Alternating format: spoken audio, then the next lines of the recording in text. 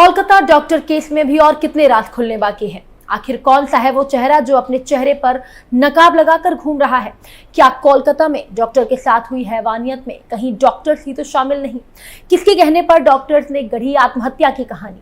क्या है कोलकाता के आरजीकर मेडिकल कॉलेज अस्पताल की काली सच्चाई? ये वो सवाल हैं जिनके जवाब सीबीआई ढूंढ रही है।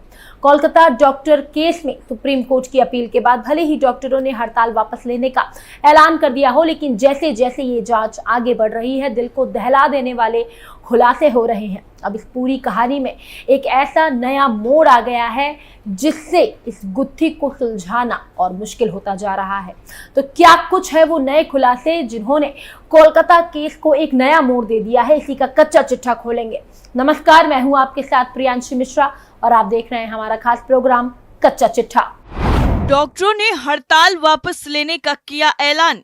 कोलकाता डॉक्टर केस में चौंकाने वाले खुलासे। नए खुलासों ने सीबीआई को भी किया हैरान। क्या है आरजीकर मेडिकल कॉलेज अस्पताल की कहानी? कोलकाता में डॉक्टर केस में ममता बनर्जी की सरकार बुरी तरह से घिरी हुई है, लेकिन इस मामले में जैसे जैसे वक्त गुजर रहा है, जांच आगे बढ़ रही है, वैसे वैसे ऐसे चौंकाने वाले खुलासे हो रहे हैं जिनके बारे में कोई कभी सोच भी नहीं सकता था। अब कोलकाता में उस आरजीकर मेडिकल कॉलेज अस्पताल को लेकर सवालिया निशान खड़े हो गए हैं। इतना ही नहीं, इस पूरी कहानी में एक नया मोड़ भी आ गया है जो अब तक का सबसे बड़ा खुलासा माना जा रहा है। तो चलिए बिना देरी के आपको सब कुछ बताते हैं।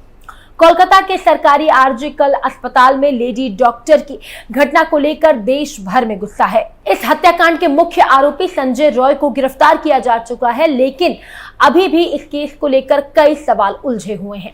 इन सवालों का जवाब तलाशने के लिए सीबीआई आरजीकर मेडिकल कॉलेज और अस्पताल के प्रिंसिपल और लेडी डॉक्टर की पहचान वाले डॉक्टरों से लगातार पूछताछ कर रही है। इसी बीच सोशल मीडिया एक्स पर एक पोस्ट ने यह दावा किया है कि लेडी डॉक्टर की हत्या संजय रॉय ने नहीं बल्कि आरजीकर मेडिकल कॉलेज के ही 7 ट्रेनी डॉक्टरों ने की है।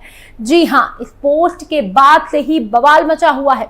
दरअसल इस पोस्ट में यह भी बताया गया कि इस ट्रेनी डॉक्टर ने ही पीड़िता के साथ दुष्कर्म किया और फिर जरासंध की तरह उसकी टांगों को चीर दिया। हालांकि ये सोशल मीडिया पर पोस्ट करने वाली महिला खुद को एक्टिविस्ट बताती है और इसका नाम है मधु किश्वर। उन्होंने ही सोशल मीडिया प्लेटफॉर्म एक्स पर एक पोस्ट किया जिसमें उन्होंने बताया कि आरजीकर मेडिकल कॉलेज अस्पताल में ही बतौर डॉक्टर काम करने वाली एक महिला और उसके दोस्त के बीच बातचीत में ये दावा किया गया। इसके साथ ही उन्होंने बातचीत का ऑडियो भी शेयर किया है जो बंगाली में है। किश्वर ने अपनी पोस्ट में उसका अनुवाद भी डाला है। বন্ধুরা, আমি সোমা বলছি, সোমা মুখার্জি। এত কষ্ট হচ্ছে ভিতরে যে হসপিটালে বসে থাকতে পারছি না। আমাদের সব ডাক্তাররা সবাই খুব ডিস্টার্বড। लेडी डॉक्टर को 36 घंटे के लिए नाइट शिफ्ट पर लगाया। मधु किश्वर ने बातचीत का पूरा ब्यौरा देते हुए लिखा कि वो लड़की बहुत ही अच्छी स्टूडेंट थी।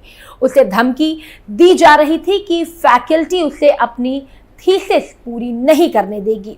उसने इसका विरोध किया और उन्हें आरजीकर मेडिकल कॉलेज की काली करतूतों को उजागर करने की चेतावनी दी थी।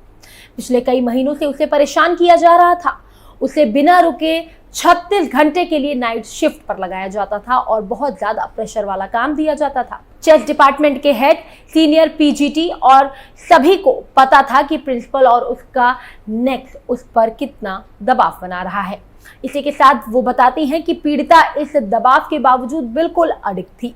उसी रात 9 अगस्त 2024 को पूरे ग्रुप ने उसके खिलाफ ये साजिश रची।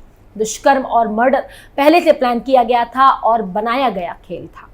उन्होंने बताया कि पहले कई पीटीजी और सीनियर डॉक्टर सेमिनार रूम में आराम करते थे। उस रात उसे सेमिनार रूम में अकेले सोने के लिए कहा गया। कुछ स्टूडेंट्स ने अफवाह फैला दी कि कमरा निर्माणाधीन है, वहां किसी को जाना अलाउड नहीं है। डिनर पर एक लड़की के साथ हुआ था झगड़ा। उस डॉक्टर ने दावा किया कि घटना से पहले 4 साथी स्टूडेंट्स ने उसके साथ सेमिनार रूम में डिनर किया। 4 में से एक महिला थी। मुझे समझ नहीं आता कि वो किस तरह की औरत थी। एक डॉक्टर इतना भयानक काम कैसे कर सकती है? वो कहती है कि मैं ये नहीं कह रही कि पीड़िता के साथ डिनर करने वाली डॉक्टर थी या इंटर्न, लेकिन उसका एक बॉयफ्रेंड भी था जो इंटर्न था। उस रात पीड़िता से बहुत झगड़ा हुआ था और उसने उसे फिर धमकी दी थी। उसके बाद पीड़िता को सेमिनार रूम में अकेले सोने के लिए कहा गया। वो बताती हैं कि फिर करीब 7 लोगों का एक ग्रुप नीचे गया। फिर उन्होंने पहले उसके हाथ कस कर पकड़े और उसे मारा पीटा और उसके साथ दुष्कर्म किया। इस घटना में उस महिला इंटर्न ने भी साथ दिया और मदद की। आरजी कर हॉस्पिटल की वो डॉक्टर इसके साथ ही दावा करती है कि उनमें से 2 ने उसके पैर पकड़े और जरासन की तरह अलग कर दिए, जिससे उसकी पैल्वी की हड्डियां टूट गईं। यहां तक कि उन्होंने उसके कॉलर बोन को भी तोड़ दिया। इसके बाद उसे उल्टा लिटा दिया गया था और साथ ही इंटर्न जूते पहनकर उसके ऊपर चलते रहे। उसके सिर को इस कद्र कुचला गया कि उसकी खोपड़ी फट गई। संजय रॉय का कैसे आया नाम? वहीं संजय रॉय के बारे में वो बताती हैं कि उसकी हत्या करने के बाद जब वो सीढ़ियों से नीचे उतरे तो उसने देखा कि संजय रॉय वहां बैठा था और ग्रुप डी के कर्मचारियों के साथ शराब पी रहा था। वे उसे तरकटा संजय और फल गई कहते थे क्योंकि वो वैश्यावृत्ति का आदी था और महिलाओं के प्रति उसका जुनून था। इसके साथ ही उसने दावा किया कि उन डॉक्टरों से संजय ने कहा कि सेमिनार रूम में जाओ, वहां तुम्हारे लिए एक लड़की है। उसने शव के साथ दुष्कर्म किया ताकि उसके वीर के निशान उसके प्राइवेट पार्ट में मिल सके। हालांकि ये पोस्ट जैसे ही सामने आया देखते ही देखते वायरल हो गया, जिसमें कितनी सच्चाई है ये जांच का विषय बन गया। लेकिन इसके अलावा कोलकाता के आरजे कर अस्पताल को लेकर कई और तरह की गुत्थी सामने आई है। अस्पताल को लेकर चौंकाने वाला खुलासा। पश्चिम बंगाल में हुई इस घटना के बाद से पूरे देश में गुस्सा है। इसी बीच अनुरूप चक्रवर्ती और उदयन गुहा जैसे टीएमसी नेता प्रदर्शनकारियों को ही धमकी दे रहे हैं। आवाज उठाने वालों को पश्चिम बंगाल पुलिस गिरफ्तार कर रही है। इसी बीच उस अस्पताल को लेकर भी कई ऐसी बातें पता चली हैं जो दिल दहला देने वाली हैं। अब आपको बताते हैं कि इस अस्पताल में कलंकित इतिहास में क्या कुछ था। दरअसल यहाँ पहले भी रहस्यमयी मौतें हो चुकी हैं। कभी मेडिकल प्रोफेशनल तो कभी प्रोफेसर तो कभी हाउस स्टाफ तक मरे हैं। पश्चिम बंगाल सरकार द्वारा संचालित इस अस्पताल में देह व्यापार का धंधा चलने से लेकर यहाँ ड्रग्स तस्करों तक के सक्रिय रहने की बात कही गई है। 25 अगस्त 2001 को ऐसी एक घटना हुई थी जब चौथे साल के छात्र सौमित्र विश्वास को छात्रावास के कमरे में ही फंदे से मृत लटका हुआ पाया गया था। उनकी मौत को भी प्रशासन ने आत्महत्या बताया था, लेकिन तब भी हॉस्टल में अश्लील फिल्मों के निर्माण की बात उड़ी थी। अरोमिता दास और अमित बाला नामक उसके 2 सहपाठियों की गिरफ्तारी के बावजूद ये मामला अनसुलझा रहा, जबकि कलकत्ता हाईकोर्ट ने सीआईडी जांच का आदेश दिया था। 5 फरवरी 2003 को अरिजीत दत्ता नाम के हाउस स्टाफ ने आत्महत्या की थी। बताया गया कि उसने पहले खुद को हाथ में एनेस्थीसिया का इंजेक्शन दिया, फिर कलाई की नस काट ली और फिर छत से कूद गया। वो बीरभूम के सिउरी के रहने वाले थे। ना कोई सुसाइड नोट मिला, ना आत्महत्या का कारण पता चला। इस घटना के कुछ ही दिन बाद 16 फरवरी को प्रवीण गुप्ता ने भी आत्महत्या की कोशिश की। हरियाणा के प्रवीण मनिकतल्ला स्थित लाल मोहन हॉस्टल में रहते थे। उन्होंने अपनी दोनों कलाई की नस काटने का प्रयास किया था। प्रवीण के पिता ने बेटे को किसी बात से परेशान होने की बात कही थी। वहीं पुलिस ने प्रेम प्रसंग बताकर कहा कि उसने अपनी प्रेमिका को सुसाइड नोट भेजा था। हालांकि उसके दोस्तों ने भी कभी उसे अवसादग्रस्त नहीं पाया।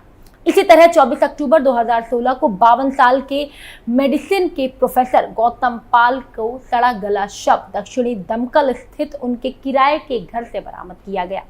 दरवाजा अंदर से बंद था तो हार्ट अटैक से अचानक मौत की बात कहकर पुलिस ने पल्ला झाड़ लिया। कोरोना महामारी के दौरान स्नातकोत्तर द्वितीय वर्ष की छात्रा पौलमी साहा की भी रहस्यमयी परिस्थितियों में मौत हो गई थी। पुलिस ने अस्पताल में 6ठी मंजिल से कूदकर आत्महत्या की बात कही। सहपाठियों से उसके अवसाद में होने की भी बात कही गई थी। आज तक ये रहस्य बना हुआ है। सौमित्र की मां ने बताया कि उसके बेटे को अस्पताल में अवैध गतिविधियों की भनक लग गई थी। एक कमरे में ट्राइपॉड और रिफ्लेक्टर भी मिले थे। कॉलेज में शवों के यौन शोषण तक की खबर सामने आई थी। 25 वर्षीय पौलमी भी अभी की पीड़िता की तरह ट्रेनी थी। यूपी के United resident and doctors association के अध्यक्ष डॉक्टर नीरज मिश्रा ने कहा कि अस्पताल में सेक्स वर्क की बात सबको पता है, लेकिन कोई भी मुंह नहीं खोलना चाहता। सौमित्र विश्वास की फॉरेंसिक जांच की रिपोर्ट अब तक नहीं आई है। ऊपर से नायलॉन के जिस छोटे धागे से लटके मिले थे वो भी पतला छोटा था और कहा गया कि उन्होंने इसे खुद नहीं लटकाया होगा। फिर भी पोस्टमार्टम रिपोर्ट में कुछ भी नहीं निकला। उनके गले से रुमाल ठूसे होने की बात भी पता चली थी।